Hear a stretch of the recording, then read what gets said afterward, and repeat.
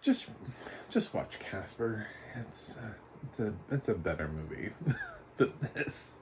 It's also got more heart and just makes sense, and editing and runtime are better. I don't even know if it has audio description, but I'm still recommending Casper.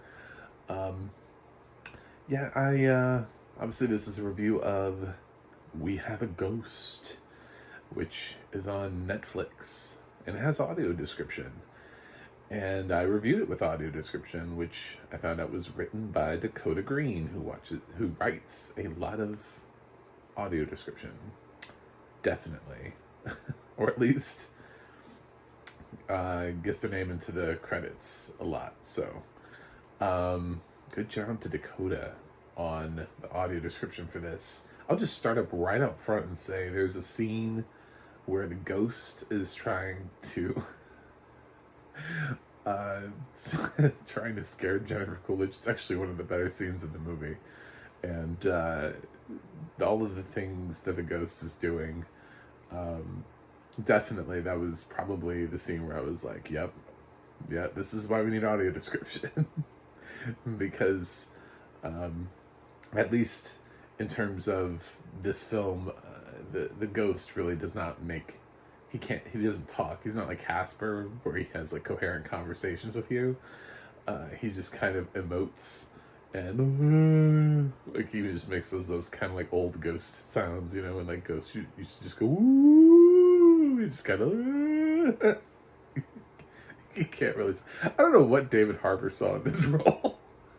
Money, I'm guessing. Like, the last thing I saw him in was Violent Night, where he was fantastic, and then he just signs up and he's like, you know what I want to do next? I want to play a ghost that just moans. That's what I want to do, because I'm David Harbour. David, you could be A-list if you just chose your projects better.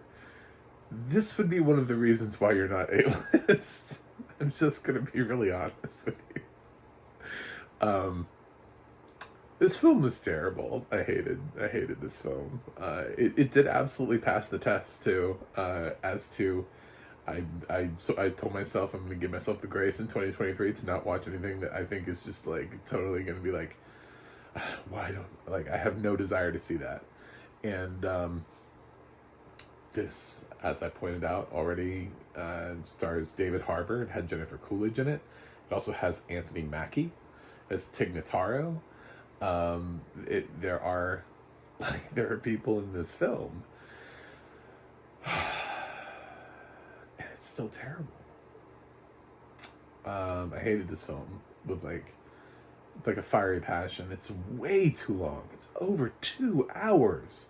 Good Lord. And there are scenes where I was just watching it and it was just dragging.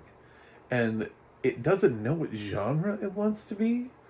Like, it's kind of a horror comedy, but then it tries to be this, like, strong family drama where it has these, like, moments where everybody just kind of sits and ponders their thoughts.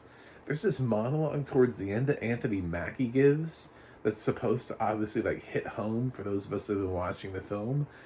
It was just unforgivably long. I was just like, shut the fuck up. Just shut up. Your monologue should not be this long in this movie. This is a stupid movie about two kids that find a ghost and befriend it. And he's trying to have this.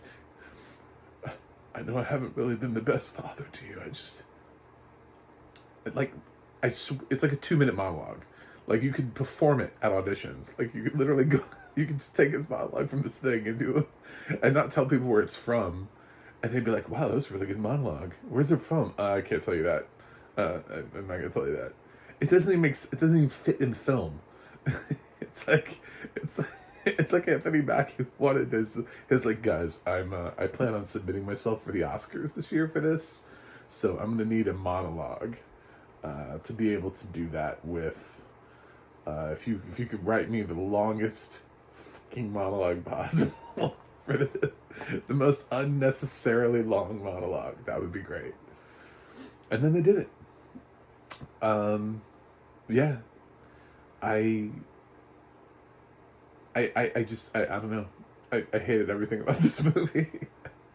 Every time it started to try to get interesting, it didn't know what to do, and it just went somewhere else. Which, when I looked at the director's credits, this film is directed by Christopher Landon, who I'm surprised I remember that name.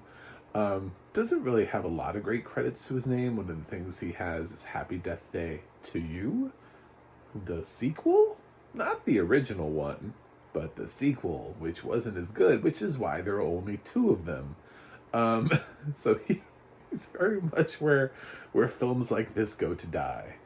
Um, and you can kind of feel that battle of genre, sort of like Happy Death Day has. It's a little funny, a little scary, a little both. And then he threw in family into the mix here. He's like, but there's some stuff here that, at least as described, I'm like, I don't know if I'd want my 5-year-old to watch that. So when I say family, I'm going to say family in like a PG-13 sense. Yeah. I wouldn't necessarily take little kids to see this, because David Harbour does some things in here that your child may not sleep that night. So if he watches this, because he is a ghost, and he, there's a reference to The Conjuring. Let me just say, there's a point where David Harbour goes a little bit too far, and they make a crack about The Conjuring, and I was like, that's accurate. I feel like that's probably accurate. But as far as the narration goes, if you have a blind child, they'll probably be fine. I can't imagine, because our narrator here definitely felt like they were hired to narrate a kid's movie. It's got that very light description. Actually, the last movie I saw before this was Puss in Boots: The Last Wish, and I feel like almost like the same narrator. Basically, it's the same sort of very calm, very story time audio description that we get in a lot of kids' movies, where the voice is soothing and pleasing to kids. Like you watch children's television, and there's always that adult host, and they are really sort of in a certain speech pattern. It's that. But the film does not necessarily follow through on that promise necessarily to be family friendly at all times. So that would be what I would say. I don't know. This film is it's just dreadful and long and stupid, and it meanders, and there's some stupid project, and we meet Tig Notaro, and she's like a novelist, and she's reading something about a book with a ghost where she believes in a ghost experience, and then somehow she gets connected to the CIA almost immediately. She just shows up, and she gets CIA credentials really fast, and there's some sort of wizard program or something that she was part of. I don't know. The film just throws so much into it that is so unnecessary. I don't understand what happened with this film. On top of it, the kids are trying to figure out who the ghost is because he can't remember. He's wearing a t-shirt with a name on it, and we're like, oh, he must be this guy. So then they search back through the records, and they try to figure out who this guy was, and it leads them on this chase of following David Harbour's history through life.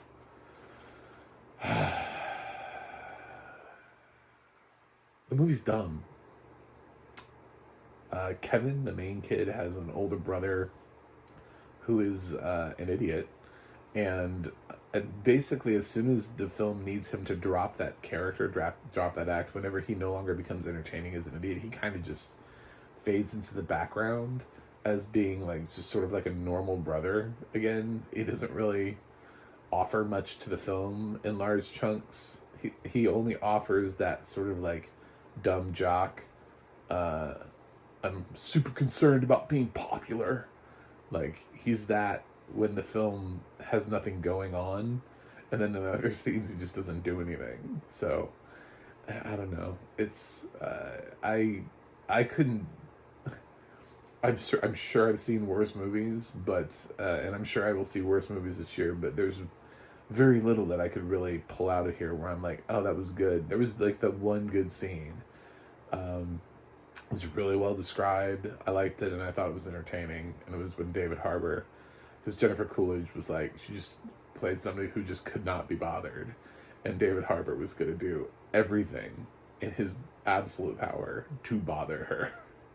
And that was great. There's one great scene in the movie, and that's what's saving the film is from like total failure.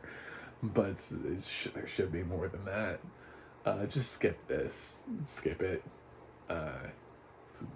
Please. I don't know what to say. It's for your own good. I'm sure somebody liked this, but even the people who liked it must go, damn, that was a long movie. Why is this movie over 2 hours? Why does everything have to be so long? Oh, Jesus. I mean, my God. It's so long. It's so long.